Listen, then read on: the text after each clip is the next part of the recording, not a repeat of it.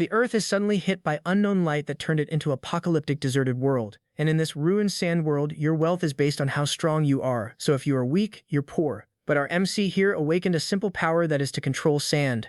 But in this deserted world, can you imagine what he's capable of? The entire world is in his hands, and his potential is limitless. The story begins with Zeon, our protagonist, a miserable peasant caught in the middle of a group of ruthless, ugly men. However, our boy isn't completely helpless, as he fights back, recalling that he has never truly killed anyone before. There was only one incident, a small accident where a man tried to steal his belongings and ended up dying unintentionally. In this world, awakeners are treated like gods, and the thought that he may have killed someone connected to Leong, an awakener, terrifies him. The same thug remains completely unaffected by Zeon's punch and retaliates by slamming him aside, using his awakened power to teach him a harsh lesson. Fortunately, an unexpected accident causes their vehicle to flip over, injuring the man in the process. As the driver clings to life, he reveals that they are being swallowed whole by a massive sandworm the size of Godzilla. Zeon struggles to hold on, convinced that this is the end for him. He knows he is weak, and if only he were stronger, things might have been different. The sandworm devours him, yet somehow, he does not die. Instead, he finds himself alive inside the creature, shocked by the impossible situation. Surrounded by the remains of what seems to be humanity's downfall, visions of a ruined world flood his mind, revealing what has become of their once thriving planet. In that moment, Zeon awakens his first ability. Acting on instinct, he chants Sand Blaster, firing a powerful shot that pierces through the creature's body. Now armed with a newfound power, he dares to believe he can survive even against impossible odds. He feels every beat of his heart, as if his entire body is surging with energy, and realizes that this is the awakening process taking place. Meanwhile, the sandworm prepares to devour him completely, but Zeon stands his ground, refusing to back down. Just as the creature lunges, a mysterious man suddenly appears and intervenes. With incredible speed, the man throws Zeon into the air, causing him to crash heavily onto the ground. Confused and disoriented, Zeon wonders how this stranger appeared out of nowhere. When he looks up, he is horrified to see the man driving a blade into the sandworm's neck, dark blood bursting from its body. The man casually mocks the creature for making him climb so high before preparing his final move. With a powerful kick, he drives the sword deeper, killing the monster instantly. Zeon is left stunned, realizing that defeating such a creature is no easy feat, especially since this is his first encounter with a sandworm. Before he can even process what just happened, a blue-haired shoddy approaches him and reveals that the man is Captain Zhang Yongbam, known for being flashy. Zeon is completely confused by how these people seem to appear out of thin air. As the woman casually praises her captain, Zeon notices her overwhelming presence and realizes she is incredibly powerful. At the same time, he feels his body starting to freeze, adding to his confusion. Captain Zhang remarks that a sandworm is not even a challenging opponent for him, then addresses Giselle while glancing at the scene. Turning back, he finds the two interacting. Giselle, playful yet obedient, has no trouble dragging Zeon around like a rag doll. In an instant, she overpowers him and pins him down, leaving him completely helpless. Giselle begins guessing Zeon's rank and abilities, wondering how she should figure it out. However, she soon notices something unusual. Zeon is not an awakener at all. Pinned to the ground, he cannot believe what he is hearing. She continues twisting his arm while informing the captain that he has no rank insignia. Zeon is confused, thinking she must be mistaken since every awakener is supposed to have one. From inside the vehicle, another teammate shouts at them to hurry up. Giselle then asks the captain what they should do, pointing out that it would be strange to leave him there to die. Ironically, Zeon finds this amusing, considering she was just about to break his arm. Captain Zhang studies him briefly before instructing Giselle to toss him into the back, as he seems to be heading toward the mine anyway. In the next scene, Zeon finds himself inside a damaged vehicle, filled with a noisy and chaotic group. Captain Zhang's team is far from calm, creating constant commotion. Meanwhile, Zeon is tied up in the back like luggage, forced to listen to their conversations. As sand begins drifting into the vehicle, it becomes clear that Zeon is secretly manipulating it, confirming that he has indeed awakened his powers. However, he cannot understand why no one can see his rank insignia. When he checks it himself, he notices something strange. The mark appears orange, blending almost perfectly with the color of sand. Normally, the color of an insignia determines an awakener's classification, blue for magic types and red for combat types. Although there are rumors of other classifications, Zeon has never heard of anyone capable of controlling sand before. Even as he effortlessly manipulates it, he realizes his ability is completely unique. Unfortunately, he also recognizes that he is considered an F rank, the lowest tier. Still, there is a silver lining, as his power seems to have limitless potential, allowing him to adapt like the desert itself. Satisfied with this, Zeon decides to hide his abilities for now, waiting for the right moment to reveal them. Deep down, he believes that one day he will gain control over the entire desert and perhaps even dominate the planet itself. This raises an unsettling question. Will he become a hero or something far more dangerous? Eventually, they arrive at a stunning magic crystal mine, Observing the checkpoint, Xion notes that everything appears normal at first glance. One of the men orders him to follow without speaking, leaving Xion no choice but to comply. From a distance, Giselle and Captain Zhang discuss how unusual the boy is. While some might assume he survived purely by luck, the captain strongly disagrees. Earlier, he noticed a massive hole in the sandworm's body, suggesting that Xion was somehow involved. Despite this, he chooses not to question the boy further, believing they are destined to meet again. As the story progresses, a surprising twist unfolds. Instead of dark tunnels, the mine is filled with people enjoying festivities, completely defying Xion's expectations. The man escorting him mentions that he will call the supervisor soon and tells him to stay put. Left alone, Xion feels uneasy in such an unfamiliar place. The man even jokes about putting a bullet in his head before walking off, leaving him free to move around, convinced it would not matter anyway. Ignoring the threat, Xion realizes he is starving and begins searching for food.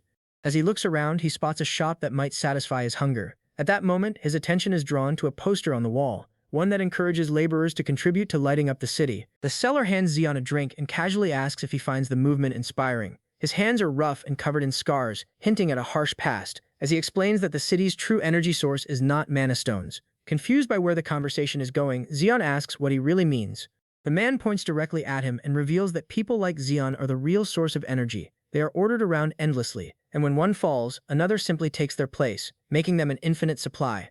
Annoyed by the insult, Xion snaps back, telling the old man to worry about his own limited time instead. The man calmly replies that everything seems interesting at his age and then unexpectedly mentions Xion's experience inside the sandworm, leaving him stunned. The old man continues mocking him, claiming that a kid like Xion will end up inside a sandworm again, since this place is no safe haven. Xion defends himself, insisting he is only here to earn money. The man then points to a pile of junk behind him, urging Xion to take a closer look.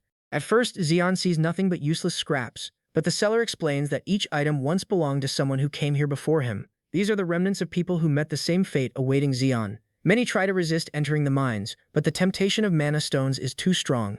Out of fear, they sell everything they own just to survive, clinging desperately to life while losing pieces of themselves. In the end, nothing changes, and everything they gain eventually slips away. With no hope left, the old man now tells newcomers the harsh truth directly: the mine will consume them. He cruelly adds that people like Xion will not even leave behind a name, and admits he looks forward to seeing what remains of him after death.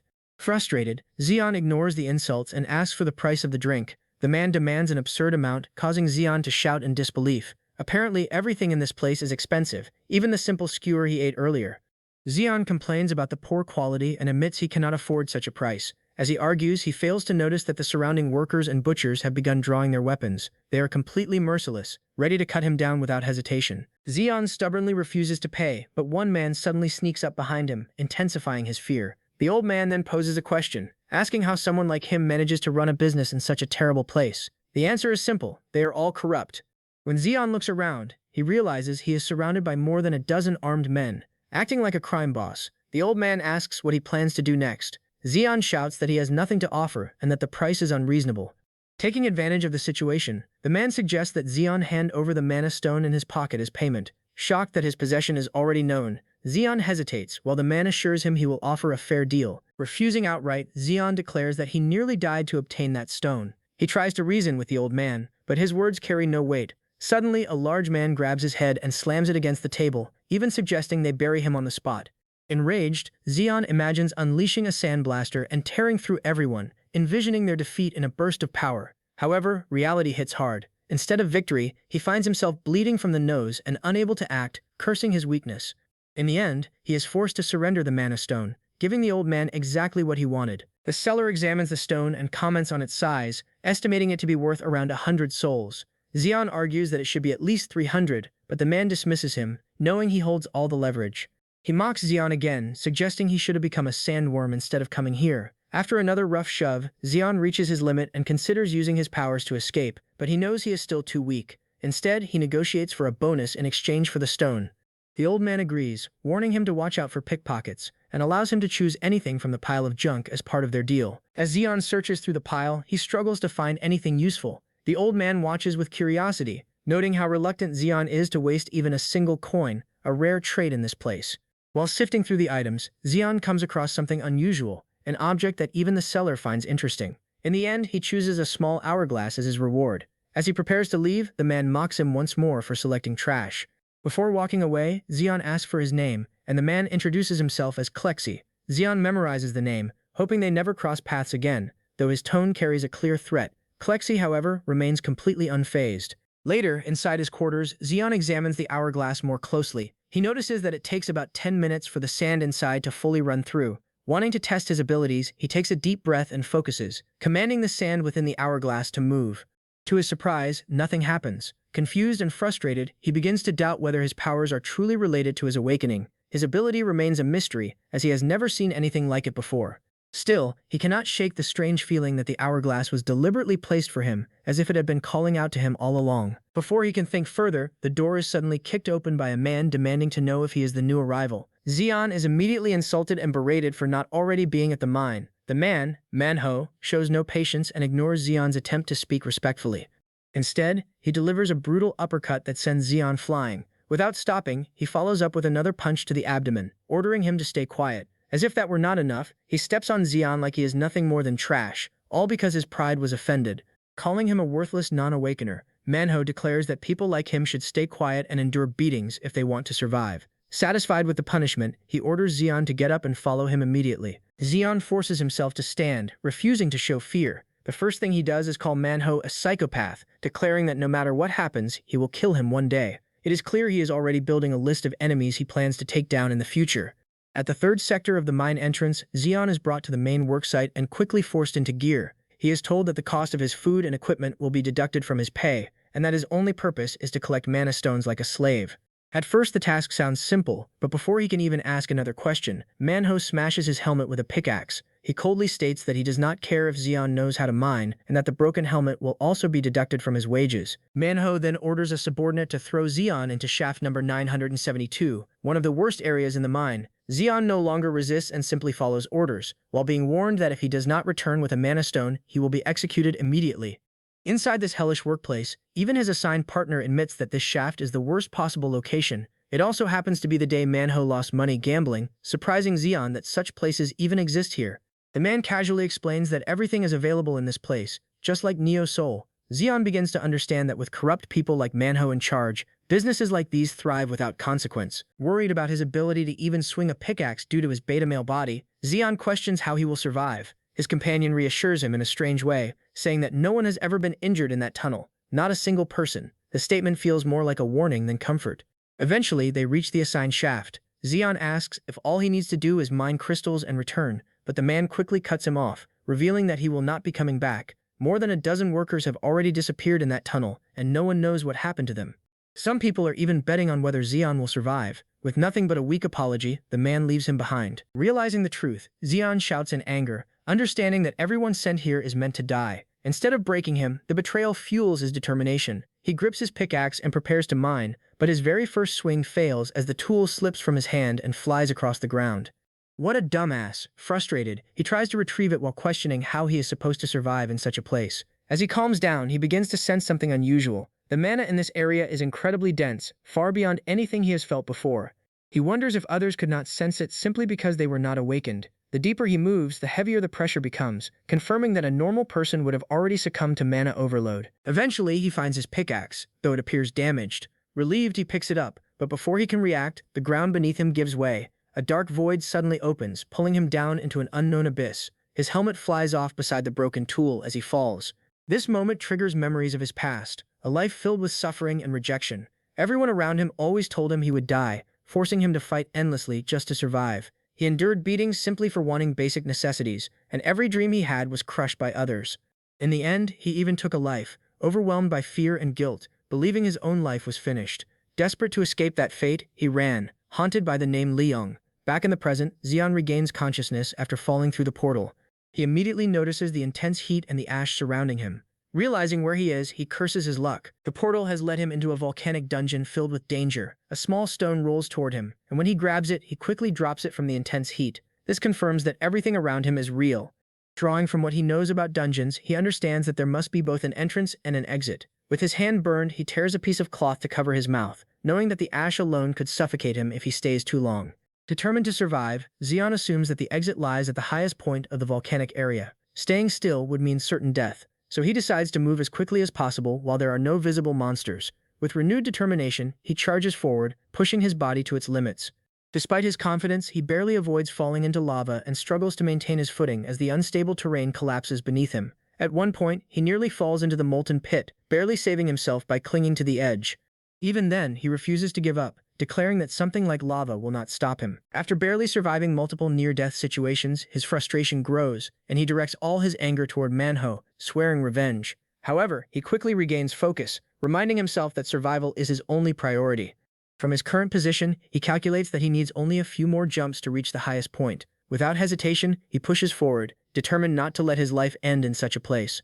Just as hope begins to rise, a massive creature bursts from the lava and devours him whole before diving back into the molten depths. However, the creature soon senses something unusual and looks upward. Zeon is still alive. He managed to escape its jaws and cling to a nearby ledge using his powers. Through this ordeal, he realizes that he can manipulate volcanic ash as well, which saved him from certain death. Exhausted and nearly unconscious from the intense heat, he struggles to breathe as the environment itself becomes his greatest enemy. His body begins to fail, and the thought of death crosses his mind once again. Refusing to give in, Zeon forces himself back up, clinging to his will to survive. Even in this desperate moment, he finds a strange motivation, refusing to die before experiencing more of life. Gathering what little strength he has left, he manipulates the volcanic ash once more, preparing for the monster's next attack. As the creature emerges again from the lava, Zeon braces himself for battle. Just then, a mysterious voice suddenly echoes, acknowledging his unique ability and praising his potential. Zeon is startled by the sudden voice, while the speaker expresses deep interest in his ability to manipulate sand. Moments later, an old man descends from above, almost like a blessing sent from the heavens. Gripping his sword mid-fall, he crashes down at incredible speed and slams directly into the monster. The sheer force of the impact sends shockwaves through the area, distorting the flow of lava and scattering debris everywhere. Zeon is nearly wiped out by the blast alone, his body trembling as the pressure ruptures his eardrums and dulls his senses. When he finally looks up, he sees the aftermath. The creature has been cleanly split in half. The man standing before him is on an entirely different level, far beyond any awakener Zeon has ever seen. The old man casually steps forward, each movement carrying overwhelming force. Zeon is left speechless, completely absorbed by the display of power. The awakener asks for his name, but when Zeon does not respond, he creates a tense situation, threatening consequences if the boy does not answer before he counts to 3. As the countdown begins, the man prepares himself, and by the time he reaches 1, he is already looming over Zeon like a terrifying presence. In the end, he does nothing, instead questioning why the boy looks so dazed. In truth, Zeon can barely hear anything due to his damaged hearing. Misunderstanding the silence, the man draws his sword, considering killing him outright for refusing to answer. Panicking as his hearing begins to return, Zeon quickly begs for mercy and explains that he does not understand what is happening. Relieved to hear him speak, the man decides he is not beyond saving and asks again for his name. Zeon finally answers, and the old man immediately mocks him for having such a pathetic name. Before Zeon can react, the man destroys a nearby boulder with ease, and introduces himself as Day Odin. Even after hearing his name, Zeon remains confused by his actions. Frustrated, he demands an explanation, questioning why he is being insulted despite being saved. Day Odin calls him a fool once again, and explains that Zeon has fallen into a dangerous phenomenon known as a snare. Ignoring the insults, Zeon listens carefully as Day Odin explains that a snare occurs when a dungeon becomes oversaturated with mana. To stabilize itself, the dungeon creates additional entry points to release excess mana, which in turn draws in nearby living beings. Most people never encounter such a situation, making Zeon's luck exceptionally terrible. This revelation only strengthens Zeon's anger toward Manhwa for sending him there. Still unimpressed, Day Odin insults him again before demonstrating something important. He tells Zeon to focus his mana into his eyes. Though confused at first, Zeon follows the instruction and begins channeling his mana into his vision. As he does, his perception changes completely. He begins to see things he could not before, and the realization terrifies him. Day Odin explains that the creature Zeon faced earlier possesses stealth abilities, allowing it to hunt without being detected. The monster had been in front of him the entire time, yet Zeon never sensed it. Even the boulder Day Odin destroyed earlier was actually another hidden creature. Without his intervention, Zeon would have died without ever realizing what killed him. Realizing that the old man has saved him twice now, Zeon becomes even more curious about his identity. When he asks, Day Odin dismisses the question and simply repeats his name, refusing to elaborate. Zeon, still overwhelmed, demands to know how someone can be so powerful. Day Odin casually explains that they are inside a dungeon and refers to it as his personal hunting ground. He then tells Zeon to watch carefully as he prepares to demonstrate his abilities. Drawing his sword, he shouts out a technique, unleashing a massive wave of force that echoes throughout the dungeon. Zeon instinctively covers his ears, confused at first, but soon realizes what is happening. The area is suddenly filled with countless fire-based monsters, swarming from every direction. Daeodon appears thrilled by the sight, leaving Zeon behind and telling him to figure out how to survive on his own. Thrown into a life-or-death situation, Zeon curses the old man while desperately trying to think of a way out. However, escape is impossible. The monsters are far too fast, attacking him repeatedly and tearing his clothes apart bit by bit. He struggles to keep up, unable to track or defend against their movements. As the attacks continue, he notices something strange. The creatures keep targeting his left side repeatedly. Desperate, he tries to fight back using sand, but his attacks fail to land as the monsters easily evade them and strike back. Overwhelmed, Zeon feels completely useless compared to Daeodon. He raises his arms to shield himself, barely managing to protect his face as attacks rain down on him. Realizing he will die if he continues like this, he begins to panic. The thought of dying after being saved twice fills him with frustration and shame. In that moment, he recalls Daeodon's earlier words about seeing through mana. Though his ears are still ringing, he focuses on the lesson instead of his fear. Calling himself pathetic, he refuses to give up and begins concentrating his mana into his eyes once again. Slowly, he refines his control, increasing the clarity of his perception. He focuses on sensing the flow of mana rather than relying on his physical sight. This time, it works. He begins to detect the presence of the monsters through their magical energy. Now able to track their movements, Zeon waits for the right moment. As soon as one enters his range, he strikes precisely, finally taking down two of the flying creatures that had been attacking him. For the first time, he feels a sense of control in this chaotic battle. Meanwhile, Daeodon continues fighting much larger monsters in the distance, clearly enjoying himself. He remarks that it has been a long time since he has felt this excited in a fight, treating the entire situation as nothing more than a thrilling hunt. Daeodon charges forward and delivers a devastating punch, tearing the massive crocodile-like monster clean in half. As the creature collapses, he casually remarks that it was not even a proper opponent, sounding almost disappointed that it failed to give him any real excitement. He lets out a sigh and comments on how the number of dungeons has declined compared to his younger days. Watching the scene unfold, Zeon cannot help but feel a strange sense of pity for the monster. The way Daeodon killed it so effortlessly makes it seem no more threatening than a small lizard. Meanwhile, Zeon himself is reaching his limit, letting out a weak laugh at his own situation. Suddenly, a powerful shockwave hits him, forcing him to his knees as he vomits from the impact. Barely regaining his footing, he asks what just happened. Daeodon calmly explains that what Zeon felt was the roar of the dungeon boss. Every dungeon has a final boss, and that is the real reason he came here. Moments later, a massive drake descends from above. Daeodon identifies it as a crimson drake. Hearing the term, Zeon asks if it is a dragon, but Daeodon immediately corrects him. He even complains that it is disappointing to face only a B-rank creature instead of a true dragon. Despite his tone, the drake is clearly dangerous, surrounded by a powerful force field. Zeon recalls that higher-ranked monsters possess unique traits, similar to awakeners. Observing the aura, he realizes it is blue, meaning the creature is magic type. Before they can react further, the drake unleashes a devastating black flame attack toward them. Frozen in fear, Zeon is unable to react at all. Meanwhile, Daeodon leaps directly into the attack and slams his massive sword onto the drake's head. The creature quickly retaliates, striking back with its claws. Daeodon attempts to counter using his technique, but unexpectedly gets caught in the drake's grip. Taking advantage of the opening, the monster prepares a close-range breath attack. However, Daeodon reacts instantly, forcefully shutting its mouth and trapping the flames inside. Calmly, he asks if the creature can feel pain before declaring that he will end it. Tightening his grip, he pushes forward and re-engages the drake, stating that this will be its final day. At the same time, Zeon is running for his life, caught in the middle of a battle far beyond his level. He struggles to even stand, let alone defend himself. Using his ability, he forms a wall of sand behind him to block incoming shockwaves. Shouting in frustration, he demands that they take their fight somewhere else, unable to comprehend how mere shockwaves can cause so much damage. Meanwhile, Daeodon is enjoying himself, comparing the fight to an amusement park. Another shockwave suddenly strikes, catching Zeon off guard.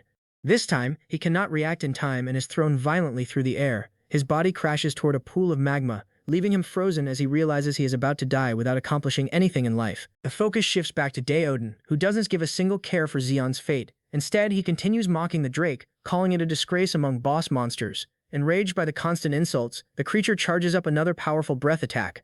Seeing this, Daeodon smiles, excited by the challenge. The drake unleashes a concentrated blast of magic that tears through everything in its path, growing stronger as it travels. After the attack ends, the creature assumes victory, believing Daeodon has been completely obliterated. However, when it hears his voice behind it, everything changes. Turning around in fear, it finds him casually perched on its body, his sword buried deep within it. Daeodon calmly reveals that he has been searching for a creature like this for a long time, as he needs a crimson drake heart to strengthen his sword. Without hesitation, he drives the blade deeper, allowing magic to flow through the monster's body.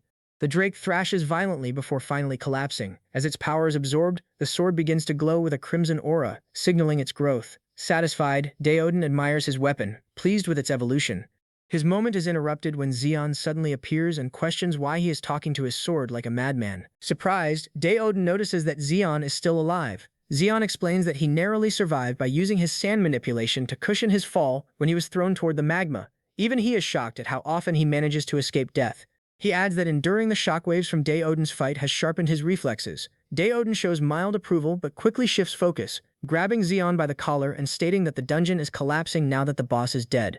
Confused, Zeon questions why he is being treated like baggage. Without warning, Daeodon throws him into a small crack that appears in space, casually telling him goodbye. While flying through the air, Zeon curses him endlessly, calling him worse than Manhwa. Moments later, he is ejected onto the surface, tumbling across the sand in a disoriented state. Spitting out sand, he asks where he is. Daeodon explains that defeating the boss opens exits back to the surface.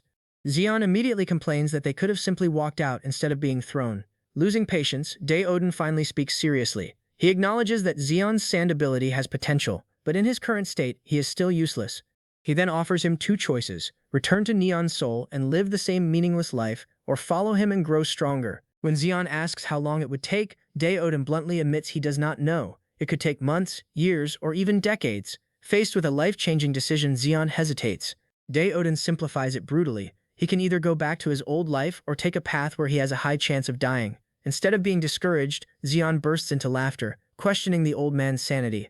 He sarcastically talks about returning to a luxurious life, mocking the idea of following an unpredictable old man through dangerous lands. Without hesitation, Daeodon confirms that this is exactly what he expects. After pretending to struggle with the decision, Zeon finally agrees to follow him. He admits that he holds grudges and wants revenge on those who wronged him, including Daeodon himself. At the same time, he acknowledges the old man's overwhelming strength and believes he will not find anyone stronger.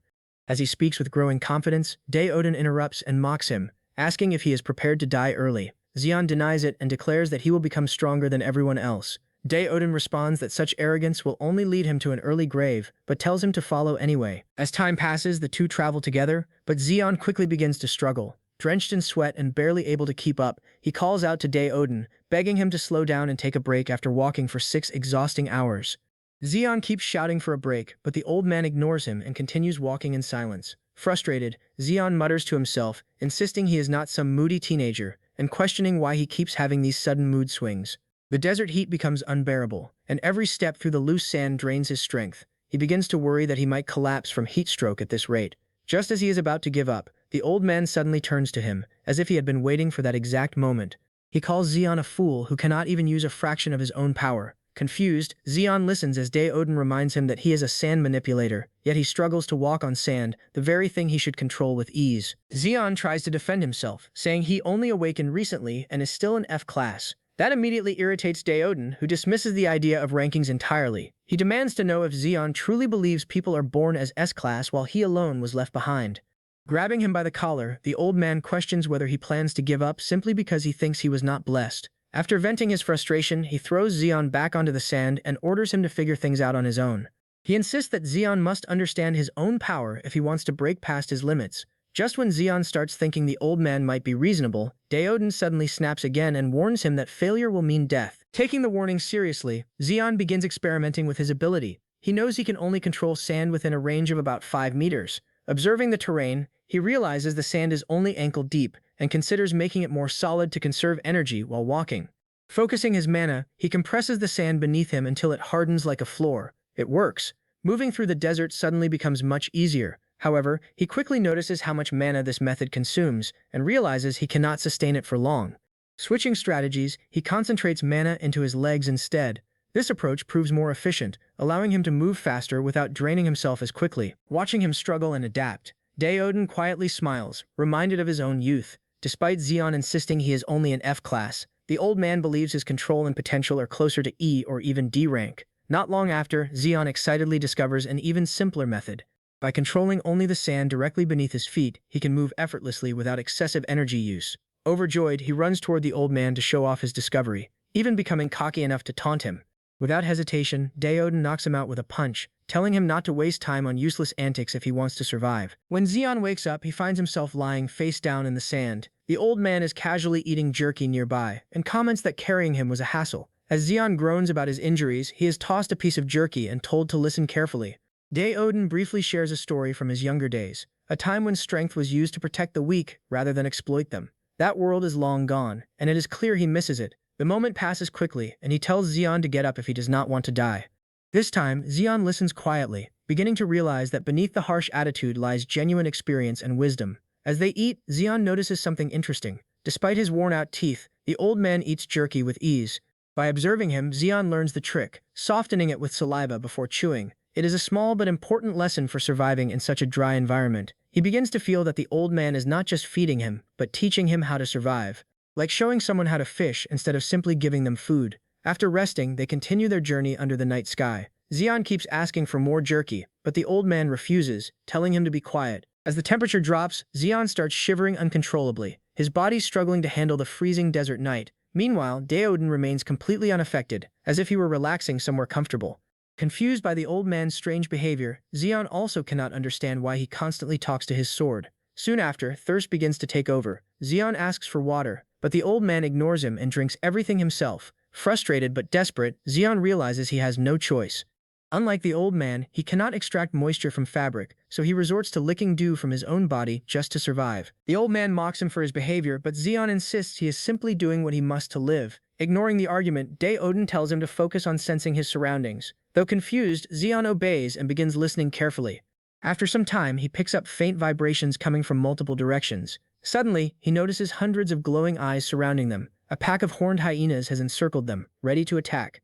These creatures are normally active at night, but due to poor timing, they have encountered them at dawn. As the beasts prepare to strike, Daoden casually asks if Xion can handle it alone or if he needs help. Fueled by determination, Xion refuses assistance and prepares for battle. Using his ability, he forms a sand bullet and fires it through one of the hyenas. Then, he creates large spikes of hardened sand, forming a deadly zone that impales anything that gets close.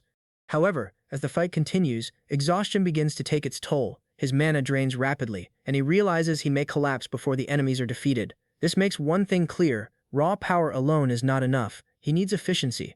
As he prepares another attack, a hyena lunges forward and bites deeply into his arm. He manages to shake it off, but the damage is severe. Strangely, this injury sparks a realization. The wounds give him an idea of how to use his ability more efficiently. Standing still, he calmly plans his next move as the remaining beasts charge at him. At the last second, he unleashes a new technique. Hundreds of thin, razor-sharp sand spikes erupt from the ground, piercing through the entire pack at once. The battlefield is instantly cleared. Meanwhile, Daoden handles his own enemies in a completely different way, fighting them head-on without concern. Even as the hyenas bite into him, he laughs as if they are harmless. Then, with a sudden shift in expression, he becomes serious. With a single command, he unleashes overwhelming power, creating a massive explosion that sends shockwaves across the area. Xion barely manages to defend himself, forming a wall of sand to withstand the blast. When the dust settles, he is left speechless by the sheer destruction, questioning whether the old man is even human. However, the fight is not over. As Daoden coughs from the dust, the alpha of the pack seizes the opportunity and attacks. With a lightning-charged horn, it pierces through him. Caught off guard, the old man looks down in mild surprise, realizing that this particular beast is far stronger than expected, at least B-rank level. Seeing Daoden in what looks like a life-threatening situation, Xion panics and shouts for him to be careful. However, the concern turns out to be completely unnecessary. The old man casually grabs the hyena's lightning-charged horn as if it belongs to him, barely reacting to the electricity surging through it. Xion is left completely stunned, unable to process what he is witnessing. Even the alpha hesitates, backing away as Daoden seems to enjoy the lightning like a relaxing massage. After a moment, he declares that it is over, leaps forward, and drives his sword deep into the beast, ending the fight in an instant. Watching this, Xion realizes how foolish it was to worry about someone like him. After the battle, the two begin collecting materials from the fallen horned hyenas. Xion, now wearing the alpha's hide, asks when they will finally leave. He is surprised to see Daoden carefully collecting the horns, explaining that they are valuable for crafting lightning-based weapons. Without warning, the old man tosses him a dagger and tells him that from now on, he must hunt for his own food. There will be no more handouts, especially since most parts of the hyena are poisonous. Only specific muscle sections are safe to eat. As Daoden casually prepares his portion, he snaps at Xion to stop staring and get to work before sunrise. Following the order, Xion begins harvesting meat on his own. By the time the sun rises, he already looks more experienced than before. Though he still lacks a proper water source, he now carries enough food in his satchel. His improved sand-walking ability also makes traveling through the desert much easier. Feeling confident, he teases the old man, asking if he is struggling to keep up. This time, he even manages to dodge the first punch and sticks his tongue out playfully. However, the second strike lands cleanly, knocking sense back into him. As he spits out sand, Daeodin bluntly tells him that a simple trick does not make him special. Still grumbling, Zeon suddenly notices something unusual. The air feels slightly moist, and his mouth is no longer completely dry. At first, he thinks it might be his imagination, but the old man's reaction confirms it is real. On the other side of a nearby dune lies a desert oasis. Overwhelmed with excitement, Zeon rushes toward it without thinking. He slides down the sand and plunges his head into the water, finally enjoying relief from the harsh desert heat. For the first time since arriving, he allows himself to relax. As he remains submerged, he notices a glowing light deep beneath the water. Drawn in, he begins to lose awareness, slowly running out of air. Just as danger closes in, Daeodin calls out and rushes toward him. At the last moment, he pulls Zeon out of the water before a massive creature can devour him. The old man immediately confronts the beast and defeats it with a single strike. Meanwhile, Zeon, still dazed, becomes distracted by the rainbow forming over the oasis, barely processing how close he came to death. Daeodin drags the creature ashore and explains that it is a sand angler, a monster that uses light to lure prey before consuming them. His tone shifts, and he harshly scolds Zeon for his carelessness. Reckless behavior like that, he says, is the fastest way to die in the desert. Zeon can only nod in agreement. Seeing that the lesson has sunk in, Daeodin changes the subject and orders him to start skinning the creature. The sand angler is a valuable C-rank beast, and its skin can be used to create protective clothing. Zeon begins working, though his lack of skill is obvious. The old man criticizes his clumsy handling, telling him to stop treating the task so lightly. Realizing the skin is too tough for an ordinary blade, Zeon channels mana into his knife, sharpening it enough to cut through. He improvises by turning the scales into needles and using tendons as thread. Despite his creativity, the first result is a complete mess. Daeodin mocks him for wasting such valuable material, but Zeon refuses to give up and tries again. After several hours, he finally succeeds in crafting a decent robe. Feeling proud, he jokes about selling them in the future, but Daeodin interrupts him and tells him to stop wasting time. Instead, he presents a large organ from the creature and orders Zeon to eat it, explaining that it is a rare medicinal resource. Though disgusted, Zeon realizes he has no choice. He forces himself to eat it, enduring the terrible taste. However, something strange happens. Instead of feeling full, his hunger intensifies, pushing him to consume even more. Once he finishes, Daeodin warns him that the real effect is about to begin. Suddenly, Zeon's body reacts violently. His throat tightens, and an intense heat spreads throughout him, as if something inside is burning out of control. Overwhelmed by pain, he collapses and begins screaming. Meanwhile, Daeodin remains calm, telling him to endure it. He speaks about how everything in life is fleeting, much like the oasis, and how creatures like the sand angler exist to maintain balance. However, Zeon, writhing in pain, interrupts him and demands help instead of lectures. Despite his condition, the old man does nothing. He simply watches for a moment before lying down and going to sleep, leaving Zeon to endure the agony on his own. The next day, Zeon finally opens his eyes and is met with the old man staring down at him with an unsettling smile. The sight almost scares his soul out of his body, and he immediately yells at the man for nearly giving him a heart attack. After exchanging a few more light remarks, the old man asks how he feels. Only then does Zeon realize something is different inside him. His body feels lighter, his muscles stronger, and the mana within him is almost overflowing. Curious, he questions what happened, comparing the sensation to some kind of super soldier enhancement. The old man calmly explains it was due to the sand angler's gallbladder, an organ that acts like a cheat item for surviving the desert and greatly boosts strength. It is extremely valuable, which makes Zeon uneasy that he was allowed to use it. The old man dismisses his concern, saying it was necessary since Zeon was too weak and would only slow him down. Zeon protests that he is still useful at times, but the old man cuts him off and tells him to eat so they can finish the creature. 4 days later, they finally reduce the sand angler to nothing but clean bones. With no time wasted, they resume their journey. Soon after, strong dusty winds signal a coming sandstorm. Despite the harsh conditions, Zeon is barely affected thanks to his improved body, and he is surprised the old man keeps walking without any signs of fatigue. Daeodin remains silent for days, prompting Zeon to jokingly wonder if he is going through some kind of old man crisis. 2 weeks into the journey, Zeon begins questioning if the old man even knows the destination. Just then, a giant ant monster appears behind him, and Zeon instantly reacts with a sand beam attack, sensing more threats approaching. As the fight escalates, Zeon quickly realizes the creature is tougher than expected when it survives his attack. His excitement turns serious as he detects multiple approaching ants using his sand sense. Without hesitation, he drives his hand into the ground, forcing hidden ants to surface as they begin to surround him. What starts as a controlled fight quickly turns chaotic as waves of ants continue to emerge. Zeon grows slightly bored while repeatedly blasting them with sand, but at the same time, his technique sharpens rapidly through constant combat. He even notes that sandstorms are perfect for him since they provide virtually unlimited material to fight with. Meanwhile, Daeodin continues moving ahead without slowing down, leaving Zeon to deal with everything behind him. Zeon complains about the lack of loyalty, even joking that this explains why the old man is still alone in his age. While distracted, Zeon suddenly senses something far more dangerous within his detection range. Unlike previous beasts, this presence sends a chilling sensation through his spine. Almost immediately, a massive stampede of ants erupts from the ground, forming an overwhelming swarm that surrounds him from all sides. Zeon turns to Diadon for help, admitting he is out of his depth, but the old man simply sits down to watch as if enjoying a show. Realizing no help is coming, Zeon understands he must handle it himself. Diadon's calm reaction also confirms that this is likely a test. Accepting the challenge, Zeon gathers sand into a massive rotating sphere and traps portions of the swarm, though more ants continuously break through. As the pressure builds, he begins losing control and is eventually dragged like debris across the battlefield. Frustrated, he even challenges the ants to fight one-on-one, but they only swarm him more aggressively. Forced to adapt, Zeon hardens sand beneath his feet and begins using it as a platform to move through the air. However, the ants counter by forming towering structures to reach him. Even mid-air, he is pulled down when they combine into larger formations, dragging him violently back to the ground. Bruised and coughing blood, Zeon struggles to stand while noticing Diadon still watching without emotion. That indifference fuels his determination. He refuses to rely on anyone and pushes forward on his own. For the first time, Diadon shows mild approval, acknowledging his spirit. He reflects that in this ruined world of endless sand, Zeon's ability is a rare blessing. True awakeners are meant to push their powers beyond limits, not live ordinary lives. Diadon remembers the ancient catastrophe that destroyed the world 100 years ago, losing his family and especially his daughter, leaving him powerless and hollow. Seeing Zeon now, refusing to break even under overwhelming odds, reminds him of what strength truly means. Inspired, Zeon unleashes a newly created technique, highly compressed sand missiles combining gravity, wind, and raw energy into devastating attacks.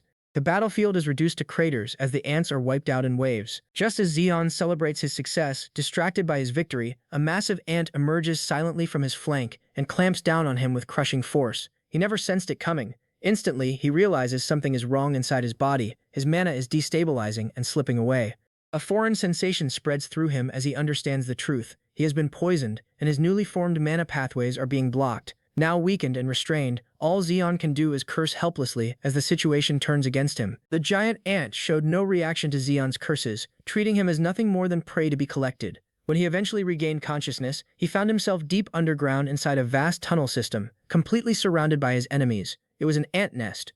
Sensing the arrival of fresh food, the colony's larvae quickly crawled toward the paralyzed human. Their piercing screeches and alien appearance were unsettling as they confirmed he posed no threat. Almost immediately, they began swarming over his body, trying to bite into his flesh. Their strength was enough to pierce skin and dig through what lay beneath. Despite being reduced to helpless prey in the middle of a disgusting feeding frenzy, Zeon could not move a single muscle. At this rate, he would be eaten alive. As his vision slowly darkened, memories of his life flashed before him. That bleak recollection sparked something deep within him. With sheer willpower, he forced his body to resist the poison and crushed one of the larvae crawling over him. The sudden movement alerted the surrounding ants, but Zeon only laughed bitterly at himself for nearly accepting death so pathetically. There wasn't a single good memory in that flashback, just emptiness. He refused to die as a nobody. That refusal pushed him beyond his limits. The markings on his forearms shifted as he regained control, and sand erupted beneath him in a violent burst, instantly obliterating the larvae around him with a spike-like explosion. The ant army panicked. Their supposed helpless captive was standing again, now surrounded by dozens of compressed sand missiles floating in the air. Looking at his forearm, Zeon noticed his rank had increased. With it came poison cleansing, stamina restoration, and a massive boost to his already overflowing mana capacity. The second line on his mark represented everything he had endured alongside Diadon over the past days. Compared to his former self, everything, power, stamina, mana output, had evolved dramatically. And yet, even with all this growth and his arsenal of sand missiles, he still couldn't land a single meaningful blow on the Ant Queen. The giant creature retaliated with blinding speed, her limbs shattering stone into dust with ease. Zeon continued his barrage, but her exoskeleton remained completely intact. Frustration built as he realized brute force alone wasn't enough. Accepting that his current methods were useless, Zeon shifted strategies. If piercing and smashing wouldn't work, then he would take the armor itself. Controlling every grain of sand he could summon, he coated the queen's entire body and focused on a twisting, ripping force, trying to peel her hardened shell away from the flesh beneath. The effect made the queen screech in agony.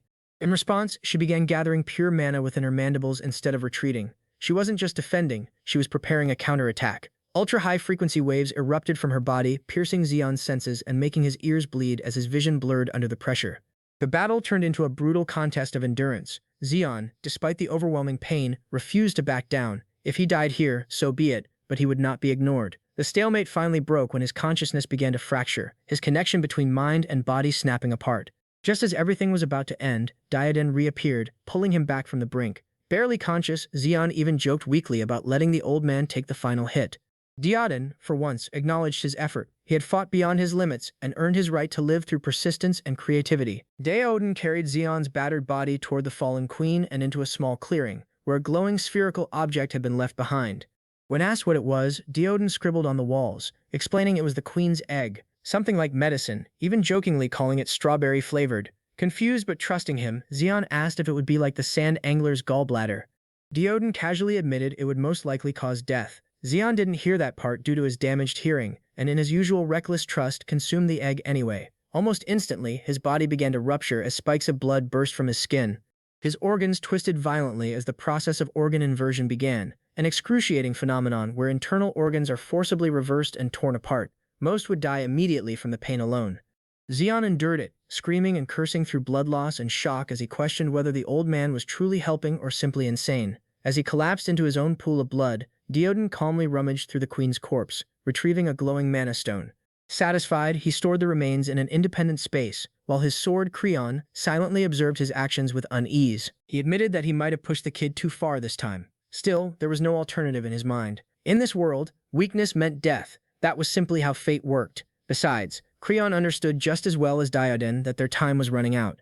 By sunrise, Zeon once again defied all expectations, waking up like a drained corpse that somehow refused to stay dead. The first thing he saw was that familiar, irritating smile on a wrinkled face. Instantly, the disrespectful brat launched himself at his mentor without hesitation. Daoden calmly warned him not to stir up dust while he was still being patient, but Zeon wasn't listening. He had already formed another batch of compressed sand missiles, locking onto the old man's position. Daoden tried to stop him, but Zeon went through with the attack anyway. To be fair, he wasn't thinking clearly. His mind was still clouded, and he genuinely believed the old man had tried to kill him. Sand erupted violently as he buried Daoden under layers of pressure and debris. Still not stopping, Zeon followed up by manipulating jagged stalactites from the cavern's ceiling, snapping one loose and dropping it like a spear toward the old man. The entire sequence drained him completely, both mana and stamina pushed to their limits. While Zeon ranted about betrayal and attempted murder, Daoden only sighed and questioned his intelligence. Even if the queen's egg had side effects, that was no excuse to stop using his brain entirely. What shocked Zeon more wasn't his own outburst. It was the fact that Daoden stood there completely unharmed, not a scratch, not even dust on his clothes. It made him realize something simple but terrifying. If the old man truly wanted him dead, a single flick would have been enough. Why would someone like that bother poisoning him at all? The thought stung, but it also made sense. Daoden finally explained the truth. The queen's egg was not just poison, it was also a refinement catalyst. It violently twists and tears the body's internal structure, yes, but in surviving it, the body expels every impurity and resets its mana pathways. In that broken state, mana capacity expands rapidly to fill the newly cleansed space. In short, Zeon hadn't been harmed randomly. He had been forced through a brutal evolution, and judging from the reaction during his attempt to kill Daoden, his mana had likely increased 3 to 4 times over. Once the explanation settled in, Zeon immediately switched tone, apologizing profusely and even clinging to the old man in relief, claiming he wasn't in his right mind earlier. Daoden looked visibly uncomfortable, mostly because he was being hugged by a sweaty, snot-covered idiot, but he didn't make a big deal out of it. Fortunately, the egg had also restored Zeon's injuries, including his eardrums, which meant he could now hear insults clearly again. Internally, Daoden discussed the situation with Creon, acknowledging the risk they took. In truth, Zeon's apology was only half genuine. Part of him was just trying to avoid further punishment. Still, Daoden concluded the gamble was necessary. If the boy didn't grow fast enough, he would simply become dead weight. In this world, reckless gambles sometimes paid off. Without warning, Daoden lifted Zeon as if he weighed nothing. Zeon protested, saying he could walk now, but the old man ignored him. There was a faster way out. Daoden pointed upward toward the cavern ceiling, and Zeon immediately understood he wouldn't have a choice in how this ended. Moments later, the surface of the desert shattered as they erupted upward from below. Sand exploded outward as they returned to the open wasteland. Zeon complained immediately. He wasn't fond of Daoden's idea of travel. The old man simply replied that leisurely travel wasn't an option when Zeon had been sleeping for 4 days straight. Their argument was cut short when Daoden suddenly stopped, his gaze fixed on something in the distance. Zeon tried to act indifferent, claiming nothing could surprise him anymore, until he followed the same line of sight and immediately shut up. Far across the desert stood a massive figure, a land tortoise the size of a small island, slowly moving through the sands. Even from nearly 30 kilometers away, its scale was overwhelming. Diadon identified it as the mobile fortress Archelon, a B-rank magic beast whose defenses rivaled even A-rank monsters. It was once tamed and modified by powerful individuals, its shell transformed into a traveling fortress. As the colossal beast passed, Xion and Diadon looked like nothing more than specks of dust beneath its feet. The sheer scale of it forced Xion to finally understand just how vast the world truly was. Then, as the Archelon halted, a figure leapt down from its shell. Diadon's expression shifted slightly. Whoever had just arrived wasn't a stranger. In fact, it had been a long time since these two old men last met. The old dude stated that it's been a while since they both met before stating his name, Pavilsa. Pavilsa replied that Diodon is still abnormal despite being over 100 years old. The two continued yapping about territory and Pavilsa's problem on the infestation of scavengers while our boy Xion watched in the sidelines. He even wonders how both of these two fossils are so strong despite their age. Suddenly, the giant turtle's head moved and lowered to their side, offering a ladder. Pavilsa told the duo to follow him while the turtle stared at our boy intently, making him nervous. Noticing this, Pavilsa asked Diodon who this scrawny kid is, to which Diodon replied that he just picked up some trash to help our Mother Earth from pollution. Pavilsa stated that the world must be ending because he is dragging someone with him. The next scene left our boy shocked. Inside the huge Oar turtle there's an entire civilization living. Diodon told Xion that it is the Moat clan, to which Xion asked if they are all blood-related. Diodon did not deny it and even stated that they are all descendants of Pavilsa, and these people claim that they are the chosen ones even though they can't do nothing without the big Oar turtle. Pavilsa then chimed in, asking what does Diodon know to blabber things like that. Diodon, not letting it slide, roasted Pavilsa that if he died, the big turtle will abandon these people. The scene then shifted to a grand room, to which Pavilsa asked if he can see the goodies. Diodon then opened a black portal before dumping a massive amount of treasure, which left Xion shocked and even asked Diodon how many lives he had taken, to which Diodon replied that he will be next. Xion then asked Diodon if he was a magic type to be able to cast a portal that the treasure came from, to which Diodon shouted at Xion, wondering how he doesn't know a subspace, even roasting him as a dumbass. Meanwhile, in the background, Pavilsa observed the treasure carefully. Pavilsa then stated that every single treasure is a top-grade item, to which Diodon asked him to stop and just get on with it. Pavilsa asked him to calm down. He then asked him what he wants for those loot, to which he replied a breastplate made out of the corpse of the wolf ant queen and a subspace for our boy. Pavilsa asked what he will be using it for before picking up Xion like a pet and saying it's all for him.